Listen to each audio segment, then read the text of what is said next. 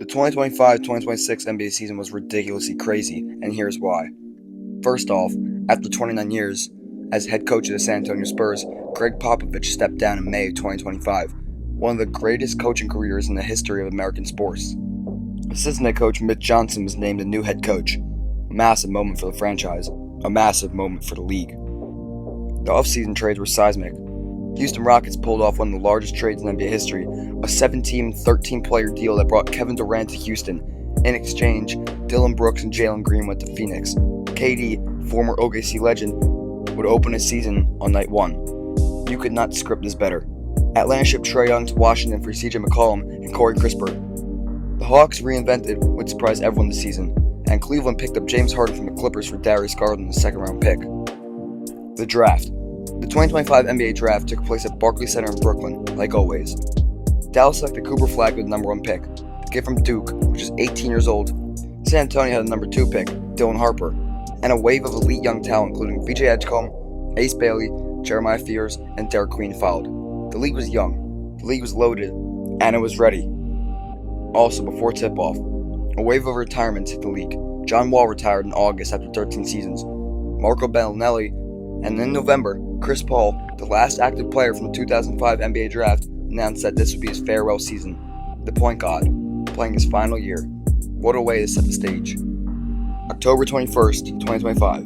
The NBA is back. And we opened up with one of the most anticipated debut nights in recent memory. The OKC Thunder, the defending NBA champions, raised their championship banner and welcomed a very familiar face to their building, Kevin Durant. But he's wearing a Rockets jersey. Coming back to OKC for the first time as an opponent since, well, you know. The place was electric. The narrative was perfect. But the night that really had people talking? October 22nd, San Antonio at Dallas Mavericks. Wemby versus Cooper Flagg. The reigning Defensive Player of the Year versus the number 1 overall pick. And Wemby did not let Flagg forget who runs the league right now. 40 points, 15 rebounds.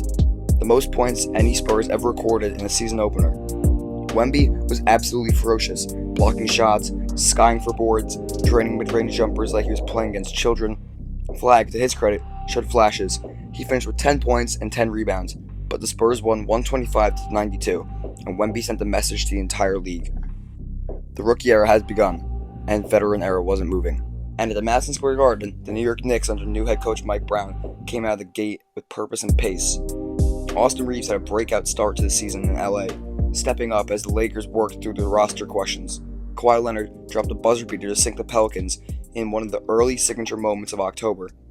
A reminder that when Kawhi is healthy and locked in, there is no one scarier in crunch time in the league. Detroit, meanwhile, was flying. The Pistons opened the season on an absolute tear, covering all doubts from the previous years with aggressive, well-coached basketball under J.B. Bickerstaff. This was not the lottery team of years past. Detroit was for real. November was about 2 things. The NBA Cup group stage kicking into gear, and Chris Paul announcing to the world that 2025-2026 would be his last ride. The NBA Cup group play started October 31st and ran through November 28th.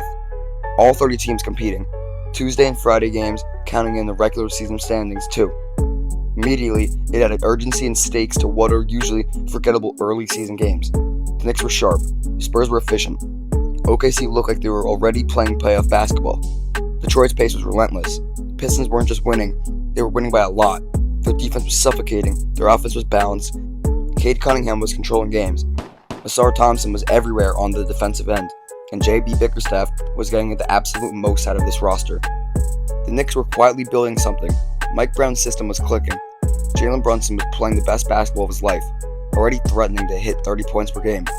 And Cat was thriving as a centerpiece of the offense. OG Anunoby was quietly elite on both ends. This New York team had depth, real depth, and they were learning how to win under pressure in the NBA Cup format. December was all about Las Vegas, and specifically one Tuesday night the Knicks will never forget. But first, Christmas Day, 5 marquee games. The Cavs at the Knicks, the Spurs at OKC, the Mavs at Golden State, the Rockets at the Lakers, and finally, Minnesota and Denver. These are the games that remind you why December NBA basketball is the best sport content on planet Earth. Spurs beat OKC on Christmas, dealing SGA and the Thunder their 3rd straight loss to San Antonio in a short window. The rivalry between these two teams was the defining storyline of the Western Conference. December 16th, Las Vegas, T-Mobile Arena, the NBA Cup Championship. New York vs. San Antonio, both teams entering at 18-7, both on winning streaks, and the storyline was incredible. Knicks hadn't won a league-sanctioned championship since 1973, over half a century. Could this be the start of something? The game itself was war. San Antonio controlled the second and third quarters entirely. Spurs had 7 players in double figures. Dylan Harper dropped 21, Wemby at 18, playing with that alien-like grace that still somehow surprises you every time you see it.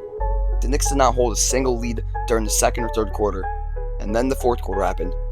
New York went on a 12-1 run to open the final frame, then a 13-1 run sparked by Jordan Clarkson, who came off the bench and hit back-to-back threes. OG Anunoby finished with 28 points, leading all scorers. Jalen Brunson, the engine, the heart, the clutch machine, dropped 25. Cat had 16 and 11. The Knicks outscored San Antonio 35-19 in the fourth quarter. Final score, Knicks 124, Spurs 113. The Knicks were NBA Cup champions. And also, this was a preview, because these two teams would meet again sometime later. Everything was set up perfectly for what would become an unforgettable back half of the season. January rolled around. The NBA Berlin game on January 15th sent Memphis and Orlando to Germany. The Grizzlies and the Magic splitting 2-game series. Global basketball growing the brand, putting the product in front of new audiences. OKC continued to build one of the great regular season records in NBA history. Detroit was holding standby. In Cleveland, the Cavs were navigating health issues, but staying afloat with James Harden managing the offense with his signature craftiness. The MVP conversation was heating up. SGA was making the case for back-to-back. Nikola Jokic was doing Jokic things, triple-doubles at a rate that defies physics. And Victor Wembanyama was putting up historic numbers for a 22-year-old while simultaneously locking down every elite scorer who dared attack the paint. 3 legitimate MVP candidates, 1 award. This debate was electric. NBA All-Star Game, Inglewood, California, at the Intuit Dome. Luka Dončić, hurt, dealing with a hamstring, told reporters he played little, and he did, because of course he did. The circus pulled him back even at less than 100%. He played limited minutes, looking rusty but still flashing those magic moments that make your jaw drop. The NBA All-Star Game was officially back. The new format was awesome. Wemby brought the energy right away and revived the All-Star Game festivities. Meanwhile, Kevin Durant was under some fire after some leaked Twitter messages showing that he was hating on his teammates and saying other smack talk. People were calling it the KDF files. March is when regular seasons reveal what they truly are. The weak fall off, the strong separate, and in the 2025-2026 season, March sorted everybody out hard. Oklahoma City, 64 wins was always the destination, and OKC was on pace. SGA was locking in the MVP case with ridiculous clutch performances. The league voted him Clutch Player of the Year at the season's end, with 175 total clutch points and 6.5 points per game in crunch time. Chet Holmgren anchored the defense next to Wemby's competition on the other side of the conference. The Thunder were dominant. San Antonio sat right behind them at 62-20, with Wemby ascending to a level none of us had quite seen from him before. The 22-year-old was so dominant on defense that at the season's end, he would be named Defensive Player of the Year unanimously. The first unanimous Defensive Player of the Year in NBA history, the youngest to ever win the award. Meanwhile, in the East, Detroit's 60 wins was a moment of genuine celebration for the franchise that had been through so much. J.B. Bickerstaff was a Coach of the Year finalist. Cade Cunningham was playing all-NBA level basketball. Ausar Thompson, the defensive engine, was drawing DPOY consideration. The Knicks at 53-29 had what felt like the best identity in the East, clutch, deep, and battle-tested from the NBA Cup run. Down in Dallas, where Flagg was putting the finishing touches on a Rookie of the Year campaign for the ages. The 19-year-old was the first rookie since Michael Jordan to lead his team in points, rebounds, assists, and steals. He would finish averaging 21 points, 7 rebounds, 5 assists, and 1.2 steals a game. And at one point, he became the youngest player to score 50 points in a single game ever. Yes, 50, as a teenager, in the NBA. Out east in Charlotte, Con Knipple was making it a genuine Rookie of the Year race. The Duke export, reunited in spirit with his college teammate Flagg, was pushing the Hornets toward the play-in. When the all-rookie teams were announced later, they'd be first and second in rookie scoring. The first former college teammates to do that since UConn's Emeka Okafor and Ben Gordon in 2004-2005. Nikhil Walker-Alexander in Atlanta won Most Improved Player. The award season was coming into focus. Also in March, Atlanta's 46 wins cemented them as the Southeast Division winner and genuine playoff threat. The Trae Young era was over. CJ McCollum had integrated nicely, and Atlanta played with peace and joy. Meanwhile, Toronto at 46 wins was a surprising package that nobody had seen coming in the offseason.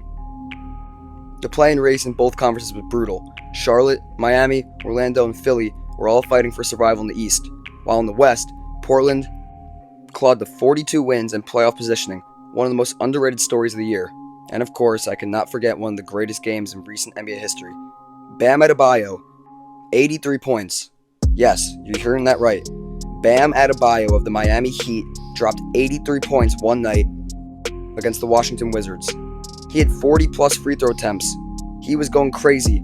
He was getting triple teamed, quadruple teamed. The whole team was guarding him, and he still managed to get 83 points. What a night for Bam. April 12th.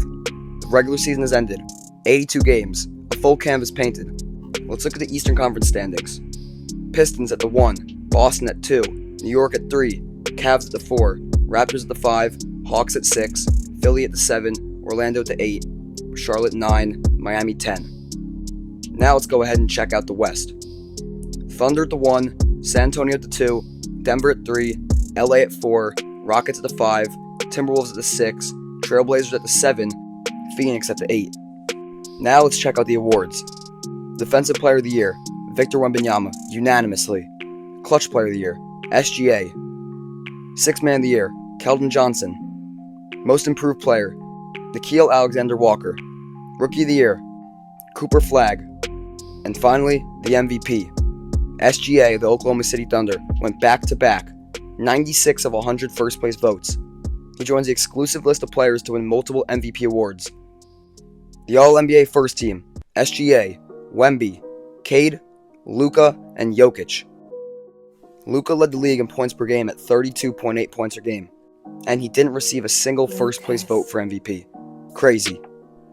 Now let's go to the playoffs. Boston Celtics vs. Philadelphia 76ers.